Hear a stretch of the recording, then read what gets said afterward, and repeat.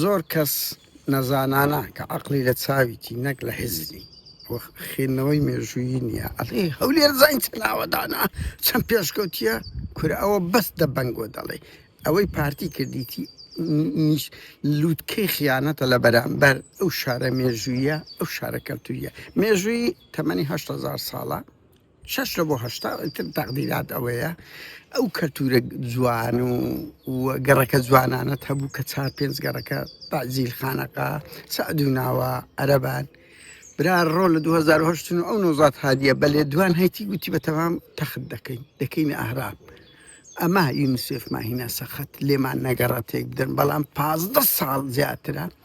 وا وێرانیان کرد لە کاتێکدا ئەو ڕۆحی هەولێریەکانە شارستانیەتی هەولێریەکان لەو گەڕەکانەیە کاکە خوارقڵان نییە دەیانەوێت تێکی دەم بیکەنە ئەهرام ئەوانە چیان لە هەولێر کردیە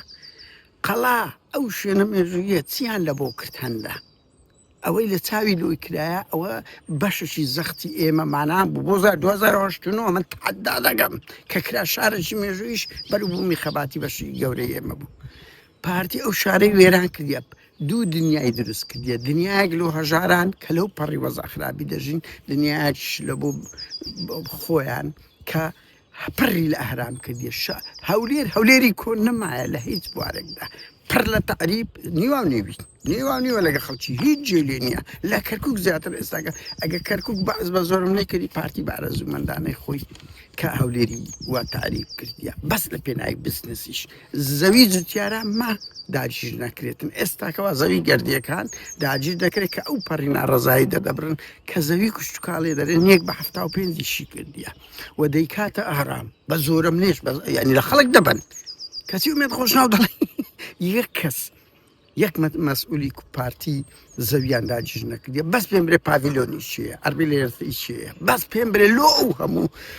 بەرهەمهێنە لە بۆ نەوەکانی مەلا مستەفای دەرەچی لۆ زەوی ئەو هەموو زەوی تجاری دەکرێت لۆ بەس دەدرێتە مەسئولەکان بەدەستی یەکیان بەدەستی دووسێ بێ شەرماناڵێ زەوی ئەو نەبووە زەوی خاکت داگیر دەکرێتن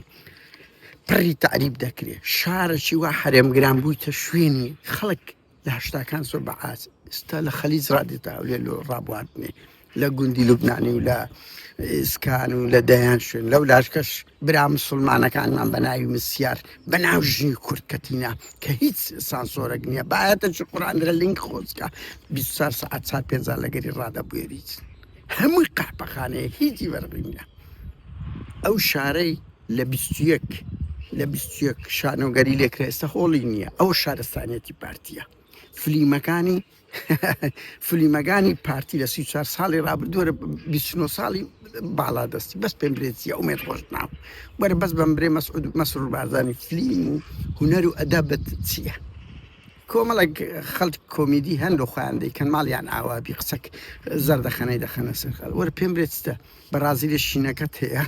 ئەدیابینە چیە نازەم ئەوە هەیە ئەوش هەردوو کرد وەکو ئەیامت تەویلەی سەدام وەکو گەمەی سیاسی بەکاردەینیت گەمەی سیاسی بەکاردێن دەتەوێ بڵێ هەولێر سوکاتی بەڕێزان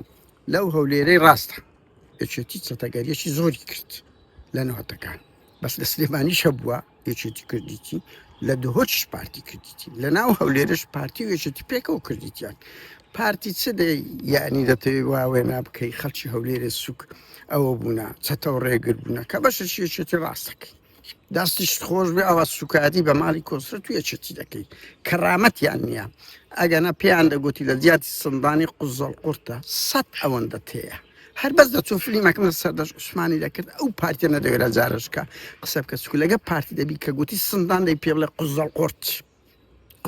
بەس دەستی خۆش بشی ئاوا سوکاتی و ڕەزیلتان دەکا شایستەی پاڤل تاالەبانی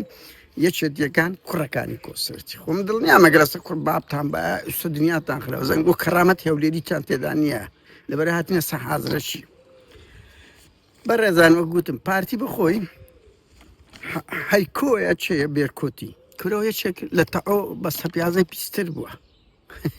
بڕوا بکەن چەتە گەرەک بوو ئەخیری بازرگانێکی ئێرانی نەیزانی بوو چەمانچە پێ لێیدا ئەو پارتیە ئەو چەتەی برد ڕەوانی ئەنقەرەش لێ تۆم ئەوەی کرد هەر مرد محەممەد شەوقەی هەبوو عەلی قەلابی هەبوو مامەند قەشقەی هەبوو، نەجات خەتەی هەبوو، ماری حەلکەی هەبوو، دەیان لەوانە ئەزیەتی خەڵکیاندا بەنمونە هەیە. بەنمونە هەیە کە شتیان لە خەڵک بدێ دەچونە ناو دەڵاڵقانە کە خۆ 30 ساڵە هەمووی 30 ساڵە شتیان لە خەڵک دەبرد، سیارەیان دەبرد، دەچونە ناو بازاری دەوڵەت چەتەگەریان دەکرد. ئەوانیش هەردوو لە دەیان کرد لە ئەنجامی میلیشیاگەرایەتی، لە ئەنجامی هەژاریش کە زادەی ئەو چەتەگەراییان نەدەبیت. پارتی داهێنەری بارەگا سووتان، ڕیش سووتان، قورئان سووتانە لە هەولێر. ئەو مێژوە قێزەوەنەی هەیە. پارتی قەشمەری پێکردن بە دادگا دەیان کەیسی و سەردەشت و ئیسماعیل سووسەی و کەمالی سید قادری لەو هەولێرەی تۆمار کردیە. پارتی خاوەنی کۆمەڵ کوژی کاکە، هیچ حزبێک بەقەت پارتی خاوەنی کۆمەڵ کوژی نییە جگە لە شێروانیەکانی قەدیم بنەماڵەی فاخر مێرگە سۆریوان. کورە برار ڕۆ سوورچەکانی قەتل و عام کرد، پەکەکەی قەتل و عام کرد، کۆمیتەی مەسیفیەکێتی قەتل و عام کرد. ئیسلامیەکانیش ئەوە تازە یعنی ئەوە بووە لە 1970 لە پشت قەسرێ 18 کادیری ئیسلامی قەتل و عام کرد، لە تۆریان دەچوو فەرەنسا و عەلیجیان کوشت. هەولێر بەڕێزان بچێ دوێ لەگە پارتی سەدا نەوانێ هەیە شارێک گرنگ پارتی شارەکە ئەرهاپی ئەو پەڕی بەکاردێنی کە سەتا هەفتای وهمە کورە برا ڕۆ پارتی لە خەڵک زیاتر لە دەنجی ناڕازی دەترسی هێزەی ترسنەوە کە بۆیە بوارە بە دیموکراسی نادا. پارتی ئەو شارێک کرد پڕ لە تعریب کردیە، سیمای جوگرافی هەموو گۆڕیە، پڕی لە قەحبەخانە کردیە، پڕی لە چەتەگەری کردیە. کورە برا ڕۆ ئێستاش بارزان قەساب گروپی چەتەگەری هەیە، هەر ئەوانەی کەتنە دوو منداڵەکانی کۆسرەتی و شاڵاوی کۆسرەتی ئەوە گروپی چەتەکانی بارزان قەسابە بەناو ئەم لامە باسەکەم لە ئایندە. بەڕێزان هەولێر دەیان جوانی هەیە ناتی باس بکە کورە ڕاپەڕینی 53 جوتیارانی هەیە، هیچ شارێک نیتی، هیچ شارێک نیتی. ئەگەر ئەتواز بینە لەوەی فکری شوعیەت چیە و یان شوعیەکان ئەگەر سەرنجی شەبیر بس کاکە چار سەرکردەی لەو هەولێرەی شوعی دەرچواتە قیمەی ڕۆشنبیری سەقافەتی بووە. عەزیز محەممەد، حەمید عوسمان کە ساڵێک ئەوە بوو، زەمان حەیدەری، کەریم ئەحمەد، دەیان سەرکردەی کەی لە ناو پارتی شوعی هەڵکەوتێ لە 56ەکان کە لووتکەی ڕۆشنبیری بوو. بەزە سەر چی هەیە؟ حەمکۆی هەیە پارتی، حەمید موختاری هەیە، تێم دەگەی ئومێد خۆشناوی هەیە، ئەوانەی هەولێریەکانە. بەڕاستی پێتان بڵێم ئێستاکە لەو شارستانیەتی هەولێریەکان بووی تاوە، بووی تاوە ئەلی قەلابی مایە. برا ڕۆ لەو هەولێر 3,000 لە پارێزگاری هەولێر 2,000 برایم زەنگەنی دەزارێک یا جافی درا. هەولێر نیوەی ڕزگار دەکرا.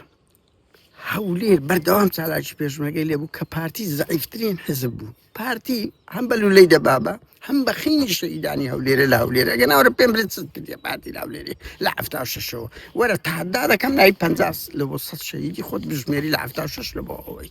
کە کەمە لەوێ دەربووین یا لە هەولێر بووین. ئەوزە لەسەروی هەمووی ئەوانە کاچ خۆم ئەو پارتیە زۆر دەبەنگە. کاکە بڕۆ حەمید کاوانی، مەحموود کاوانی، برای مەفەندی کەەوە تراسی خۆتە، تراسی پارتیە، لووتکەی شۆڕش ژێڕی هەولێریەکانن، ئەوانە گرنگی پێ بدە. کاکە بڕۆ چێخواسەوەی بکەنە فلیم، ژنێک لەو دەشتی قەراز و کەندێناوەی بە تەنیا لەگەر ئەوەکانی ئەچوو شەڕی عەرەبانی کرد، ژن سەرکردایەتی کرد، ئەوە ئی ڕۆمان و فلیمە، خەجەباوەی بکەیە. بڕۆ ئەحمەد ڕەشوان و زەمین ڕەنجبەری بکەنەوە کە دوو شاعیری دیاری هەولێریەکان هەردووچیان تیرۆر کرا. یەک بەعس شەیدی کرد، یەکەش پارتی لە بەردەم مەکتەب دادگای هەولێرە تیرۆری کرد. یعنی هەولێر پڕە لە جوانی. بڕۆ ڕاپەڕینی قوتابیان و خوێندکارانی هەولێر کە سڵاح زەوهەری تێدا شەید بڕۆ ئەوانە بکێ. بڕۆ ئەو هەموو جوانی و ڕۆشنبیری ئەبرا ڕۆ 104 ساڵ لەمەوبەر کورە ئومێد خۆشنە 104 ساڵ لەمەوبەر شانۆ هەبووە بە خۆ دووە دەڵێ ئێستا هۆڵت نییە، ئێستا نێ تێوێت هەیە. ئەو هەولێرە جوانەی دەیانی وەکو سەردار سەعید سۆفی کە دەیان سەردار هەبووە بەزێکی زۆرێتی مای بە سەرداردایە ئەگەنا لە هەموو کەرتەکی دوو سەردار هەبووە. لە شوعی بنمونە شەید کۆچەر هەبوو کە بەس ژیانی چیرۆک و ڕۆمانە دەیان لەو قارەمانە شوعی حسک هەتا پارتی شەبوونە کاکە خەڵکی تێخۆشەریان نەبووە هیچی نییە. دێ فلیمی بەڕازی لە شینەکە تا ئەو فلیمە بەرنامەی پاراستنە نابوو لە گەرمەی انتخابات پێڕانەگەیشتن ئەوە بوو زۆر ئەویان کرد ئێستا کردیتیان دانەوێت لە ئەوەشبی وەسە تعلیماتیشان هەم بە میدیا هەم لە ئەوکان احتیمام پێ بدەن بەس یەکێتی حزبەکی بێ کەرامەتە ئەگەنا ئەو هەموو کۆمەڵ کوژی تاوان و گاڵ تەجاری کورە با هەردەچم فلیمەکی سەردەش عوسمان دەکەم پێی دەڵێم ئەوە تووەت کرد ئەوە ئەم سەردەش بزانە و پارتی دەستەوە قاوی خۆی